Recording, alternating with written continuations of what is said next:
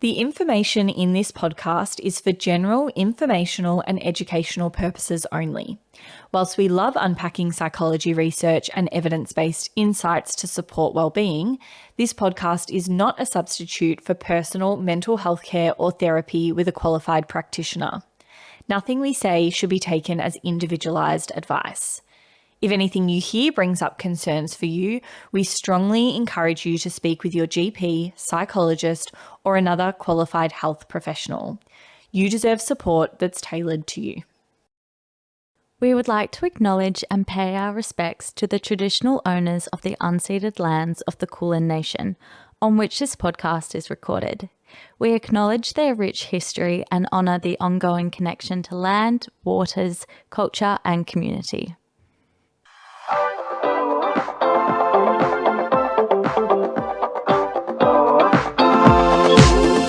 Welcome to This Might Help, a podcast bridging the gap between evidence-based psychology research and your everyday life.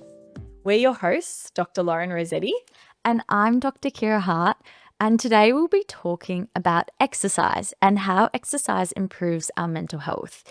I think it's pretty widely known that exercise is good for us. It's been drilled into us since we were children to be physically active. Yeah. But today we're going to deep dive the science behind it and talk about why is it actually good for us.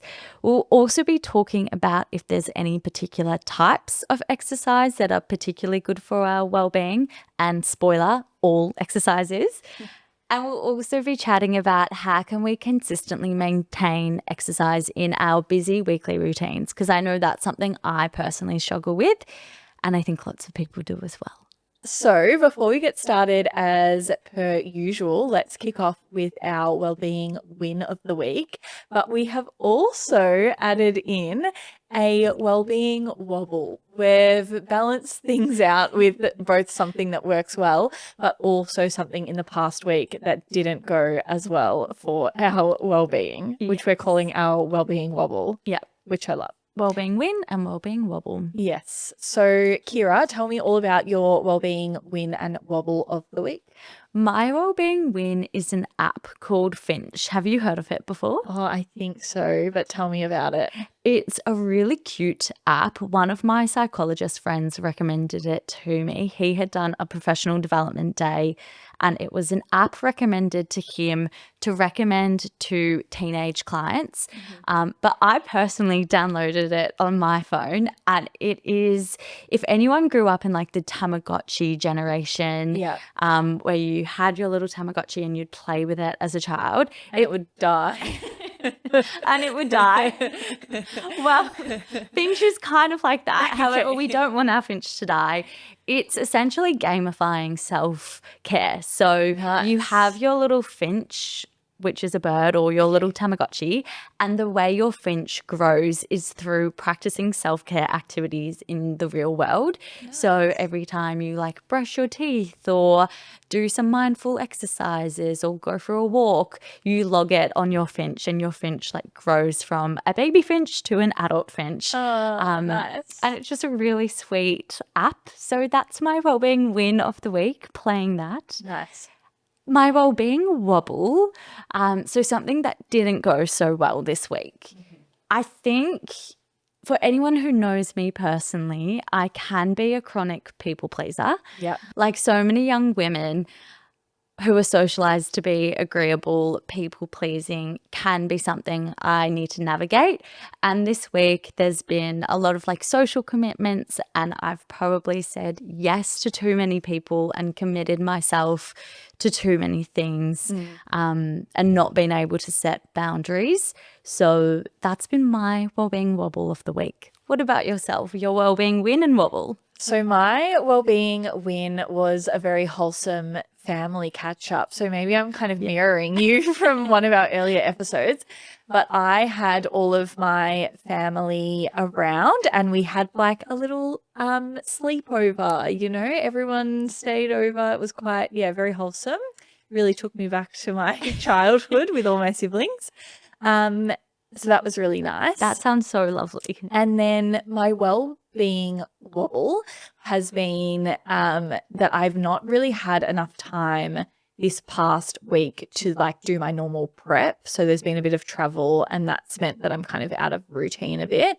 And so I didn't have my same meal prep time, which meant it was a lot harder for me to kind of reach for like good food and consistent healthy food that I like to have prepared.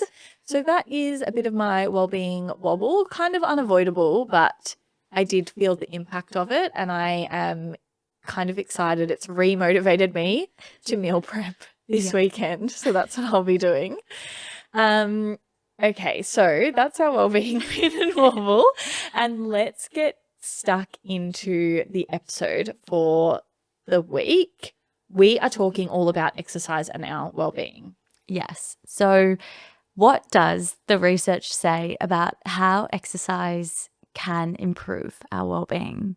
So there is so much research on exercise and mental health and well-being. It's actually a huge area of the literature, and the link between exercise improving mental health and well-being is very, very well established. So there's lots kind of to draw from for the episode, but essentially to give us an overview, and a lot of people probably know this already in terms of how exercise or what exercise can do to make us feel good. I think personally a lot of us would feel, and I go to an exercise class and then you feel, that kind of mood boost immediately post exercise. So in the literature, we see exercise as a mood enhancer or really improving different areas of mental health. And this can include things like depression. So it's often seen as an effective treatment option for depression and something that might be used in combination with like medication or therapy, these other things to treat depression. But even if you don't have, say, diagnosed depression, but you've got symptoms of things like low mood, or you're feeling sad or low, or, a period where you're particularly flat, exercise is effective in reducing these symptoms. So it can reduce those symptoms of depression. It also has a similar effect on anxiety, so it can reduce those symptoms of anxiousness, and also for things like burnout and stress. So it can reduce that too. So lots of good mental health benefits in terms of reducing those negative kind of feelings. We also see that it can be protective for mental health. So on the opposite kind of side of things, it can also reduce the likelihood of developing something like depression, and make that, less likely to happen for those that are more regularly exercising. Exactly. And that's what's so amazing about exercise. It doesn't just reduce those negative mental health outcomes, but it can really improve and promote happiness and life satisfaction and well-being. There's so much literature out there about how exercise supports sleep quality, and we know that poor sleep is related to poor mental health. Therefore, if we exercise and we're able to improve our sleep, we're then able to improve our mental health. So it's such like a win-win situation in terms of increasing your exercise or maintaining an exercise routine. And therefore, at the end of the night, you hop into bed and you're feeling fatigued from your run that day or exercise class that day. And then you get that better quality of sleep at night. Yeah, absolutely. And even with, I guess we know that exercise can make us feel better and, like you said, sleep better. But I think something that people don't always think about is how exercise improves our cognition. And so by cognition, I mean things like our memory, our attention, how quickly we think through things. So how quickly you can complete a task or respond to something. And then also how we plan and problem solve and organize, like all of these kind of thinking skills. And exercise has been shown to have benefits for our cognition, which is great. And there's been a recent article come out in March of this year by an Australian group that summarized kind of this whole huge body of research on this. And these improvements on our cognition from exercise mean that, you might be more focused at work, or your memory might be better for different things you're working on. You might be better able to problem solve something. So all of these good improvements to our cognition as well.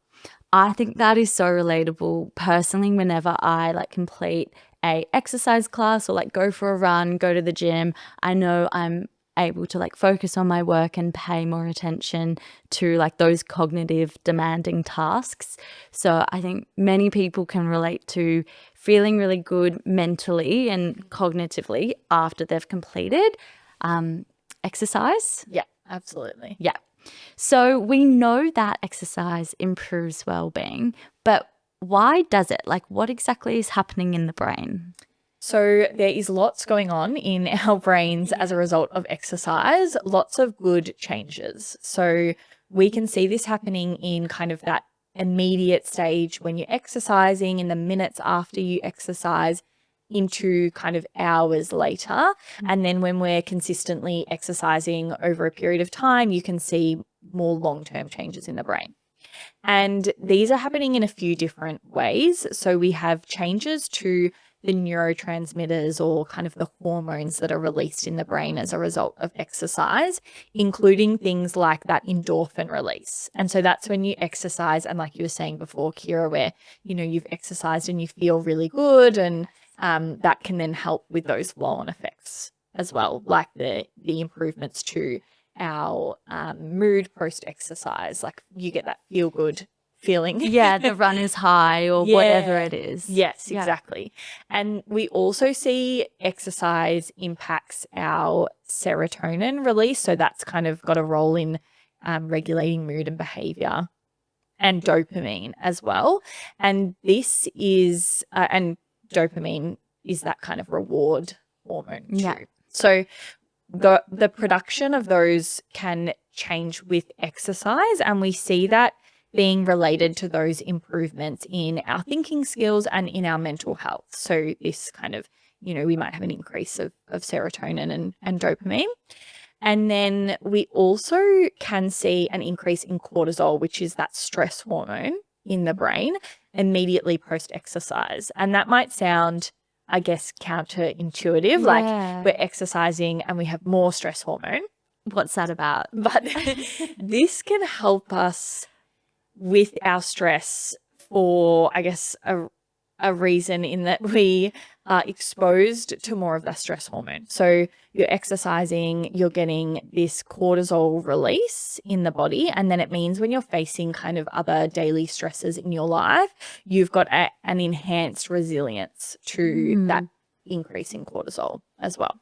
So that might be why that helps. So we've got these hormone or neurotransmitter changes happening in the brain as a result of exercise, but it can also change the structure of our brains. Tell me about that. So the research has shown an increase in volume of the hippocampus, which is a structure in the brain that we can think of as kind of the memory center. So it's responsible for, our memories, and that can increase in size with consistent exercise.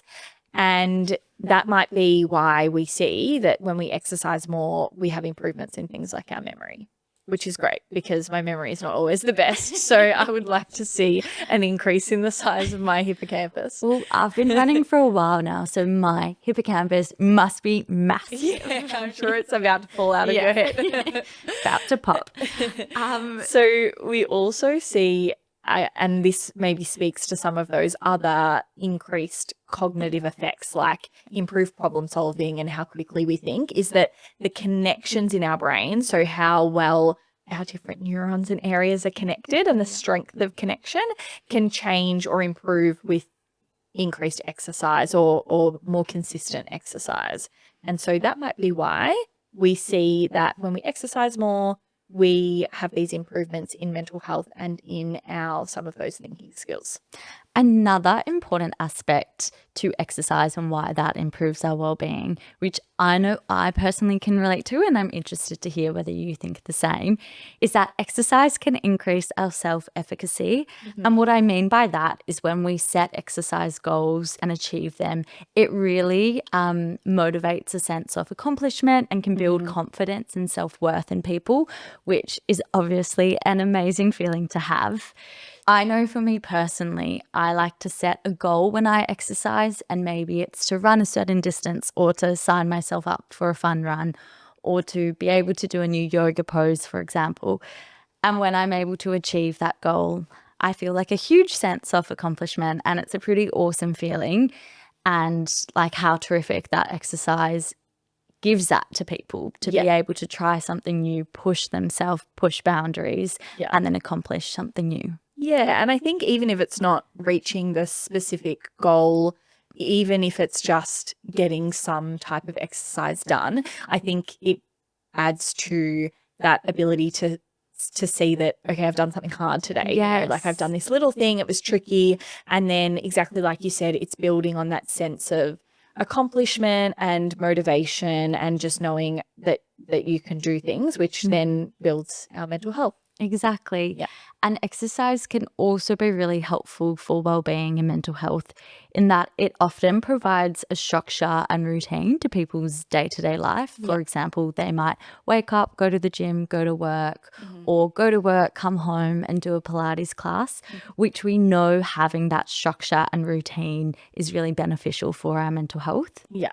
And it can build on some of those social supports too. So if people do like team sports, if they go out and exercise somewhere, or like even, you know, people make friends at the gym or something like that. I've had a few people come up to me at the gym. I'm not going to mention it on this podcast. Won't go into detail, but people do meet at the gym or meet at run clubs. Yeah, and it's so nice. And it's like, you know, I guess even that speaks to some of those social things we were talking about in the first episode about social media, like the benefits in building a social network. But you can get that through exercise as well and reducing some isolation. So those are all things that together are, I guess, the why, underlying why exercise is improving our mental health and well-being. So as we've said a few times on this episode, we know exercise improves our well-being, but how often and what type of exercise is best? So there is a bit of research in this area, and it really varies depending on kind of the population. So, you know, how old the people are, what kind of, I guess, mental health challenge they're dealing with. So whether it's depression or anxiety, these different things. There is a little bit to say that for the treatment of depression, 150 minutes a week of exercise is recommended. What's that per day? 150 minutes a week? Around 20 minutes a day. Okay, that's achievable. Yeah. So around 20 minutes a day of a moderate intensity kind of aerobic exercise, which, you know, maybe like a brisk walk, something that's like kind of building the heart rate. Yeah. And then it can depend though. So for something like an anxiety disorder, then sometimes it's not so much that vigorous, intense exercise, but more a moderate level exercise that could be helpful. And I think I can see how this could be beneficial in terms of picking the type of exercise. So if you're very stressed or really, really anxious and you're quite sensitive in the moment to lots of stimulation, so like, you know, really loud noises and other things might be stressful, or you're feeling like, you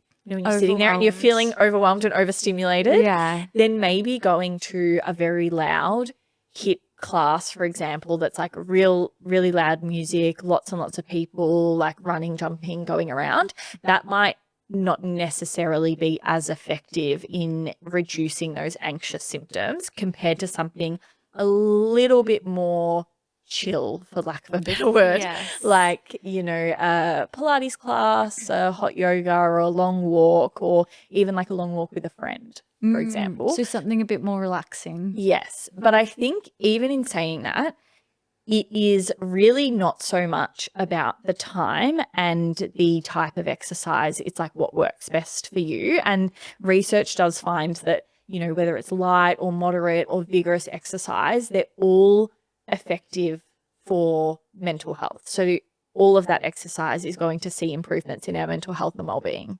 So I guess the key takeaway is that any and all exercise is good for your mental health, which is so amazing. So even a small amount of exercise is effective at improving mental health regardless of the type. So regardless if you're running, playing tennis, playing squash, whatever it is, it's about the consistency for experiencing those regular benefits. Yes. So consistency is really the key. We want like regular, consistent exercise, which I guess begs the question of how do we stick to it then? How do we maintain consistency with exercise? And I want to know, Kira, because this is a problem for me.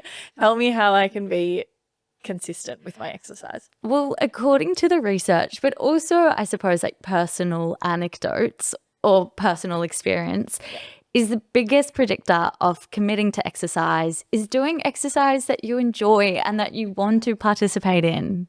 Yeah. So I think that could be thinking about things that you love in terms of the type, like maybe you really like team sports or you really like a competitive element of exercise. Yes. You know, like something, as you said, that you enjoy. But also when we're focused on the value of exercise. So if we're thinking about why we value exercise, that can improve our consistency. So it might be that you want to kind of master a particular skill, you want to challenge yourself, or you're just doing it because you enjoy it.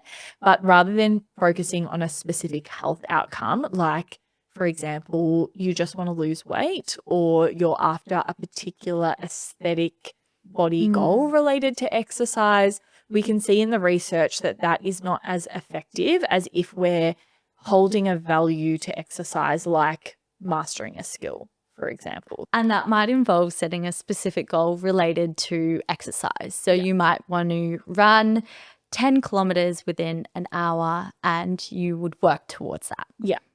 Another suggestion to help maintain consistency with exercise is through self-monitoring, such as through apps or activity logs and noting down kind of what exercise you're doing, when, and how it feels. And I think something I like to do that I find helpful is, because I'm a lover of a tick box or a to-do list or something that I can physically check, is in my calendar I have a little physical list of the days of the week, and I'll write down at the beginning the days that I'm going to exercise, and then I get to highlight it after it's done. And I find that very satisfying and motivating because I hate to see one of them not highlighted at the end of the week. So that self-tracking or monitoring, then you can, you know, physically see, yeah, I've ticked it off for the days that I want to do it.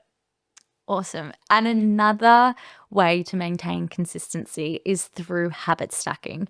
So linking exercise to a daily habit that you already do. This proves particularly effective to maintaining consistency with exercise. So for example, my Pilates studio is halfway in between my work and my home. So on the commute home, which I do daily, not every night, but some nights I'll stop off at the Pilates studio because I'm already en route to it. Yeah. And that's when I do my Pilates class for the week. Yeah, great. And I'm kind of doing the same thing that we heard about in the first episode again. Tell me again.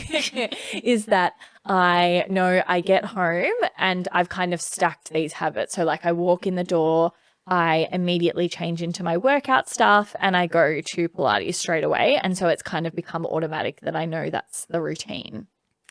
So there's so much research on how we maintain consistency with exercise, which we just ran through. But what does this look like practically? Like what could the listener do day to day? Yeah. So like we mentioned before, enjoyment is one of the key things related to consistent exercise. If you really don't like what exercise you're doing, you're not going to stick to it. Like it will be so hard to persist on exercise that's not enjoyable. And so I know, and I hear people, and, you know, I'm sure I've done this before in the past as well, trying to persist with something that's not that fun. Like some people just hate to run and they keep trying to run, and you know, we can pick another exercise. Like you don't have to run. Only for your life maybe at some stage. But yeah. This reminds me of the beep test at school and how everyone was forced into doing the beep test. I don't think anyone actually liked it. Yeah. But you weren't given the freedom to do the exercise that you actually enjoyed. And so many people do enjoy running. They just don't enjoy running to a thermometer. No, not a thermometer. A timer? A timer. Okay. A thermometer is a type of timer, but a temperature timer. No, it's not. People just don't enjoy running to a specific timer, such as the beep test. So the beep test sucks. Yeah, thanks for that sideline, Kira. So yes, enjoyment is key, and I think what you've spoken to well in that random beep test sideline then is that we also want that autonomy over our exercise. Yes. Like we want to be able to choose and control the how, the when, the why of doing the exercise. That is helpful in maintaining consistency. So it starts with enjoyment. You want to have a think about what activity types you enjoy.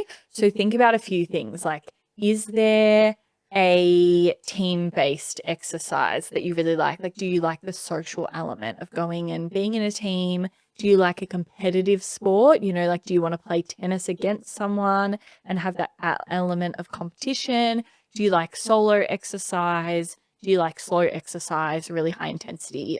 All of the things. Think about what exercise you get the most enjoyment from and then try and go with that first. Like that's our first approach.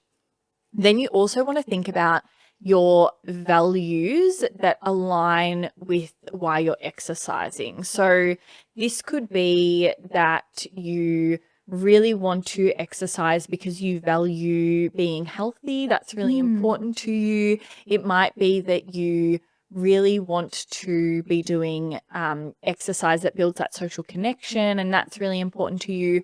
Or sometimes I find, you know, this can be helpful for me, but if I'm thinking I really want to be focused and engaged at work, I really kind of want to be at my best performance, then I can think back to, okay, well, I know exercise helps improve those cognitive skills and improve my sleep quality and all of these things that are going to make me function better day to day. And that can sometimes help motivate me to exercise.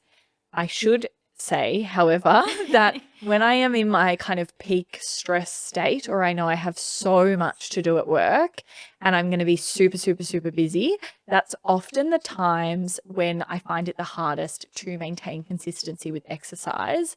But it's the most important time to do it. And it's so tricky. I think I always think back to these weeks and I know, okay, if I was exercising every day, I would be better able to get through the work. And even though I've got so much on, it would really help me get through all of those things. And so I'm going to be taking away these tips of reminding myself that exercise is a very good tool to help me get through the stressful weeks and to actually reduce my stress.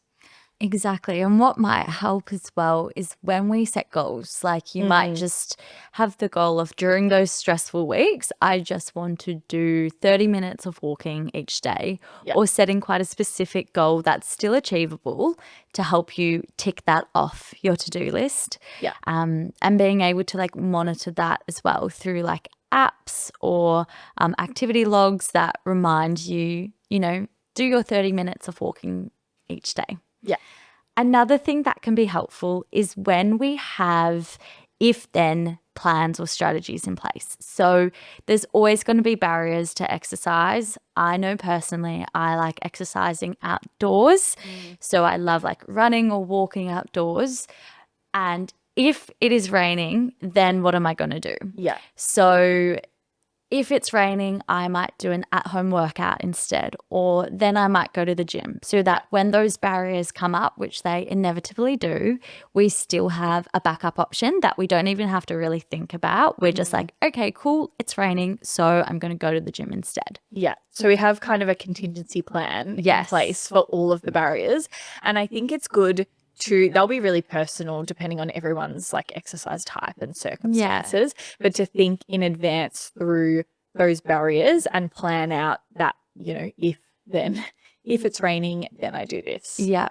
So another thing we can do is focusing on building those small achievable goals. So rather than kind of big ambitious goals where we want to exercise every single day for an hour, and we've gone from previously not doing that at all, and then we're trying to build these kind of huge ambitious goals, that can be really hard to maintain. And we know from the research that any small amount of exercise consistently is good for our mental health. And so we can just create small little actions that we want to do. Maybe it's a 10-minute walk and you're doing that a couple of times a week, and that's where we're starting, and then building from there.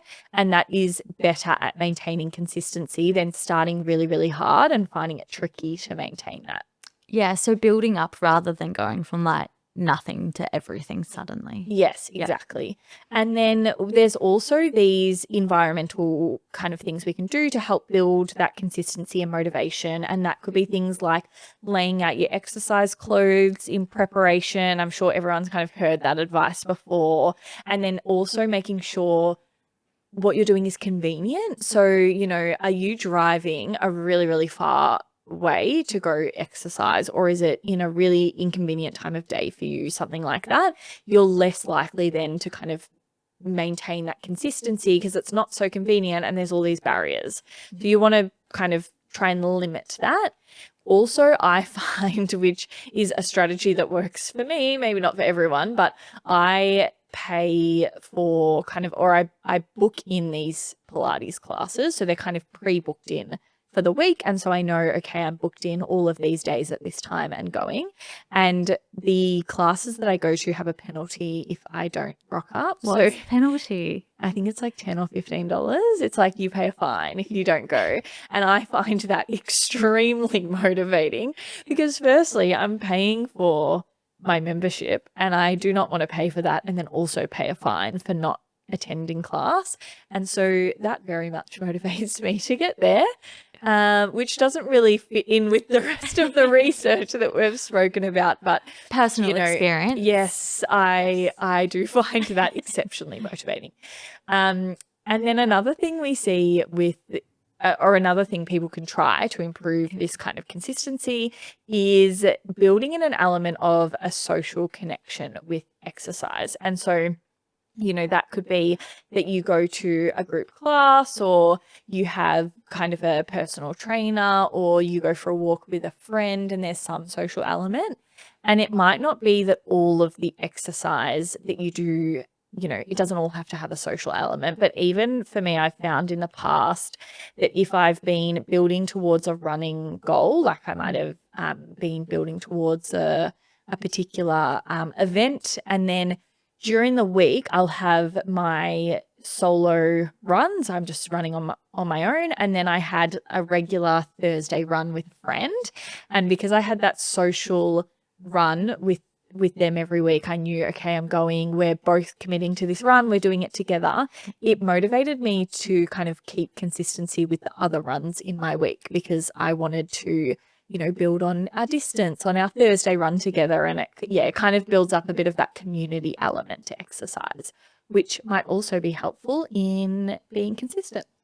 So to summarize today's episode, we know that there is so much research to say that exercise improves mental health in many different aspects, like improving our mood and improving our cognition, like our memory, attention, and problem-solving skills. This works because exercise literally changes our brain. It's very cool. The best exercise to do is the one that you actually enjoy and you consistently want to do because you're having fun whilst doing it. So personal preference always beats the perfect workout each time. Yeah. And start small, link it to habits you already do, focus on how it makes you feel, and then maybe include a little social element in there where you're catching up with a friend or you're exercising together. And any exercise, like we said, is good exercise for the brain and our well-being.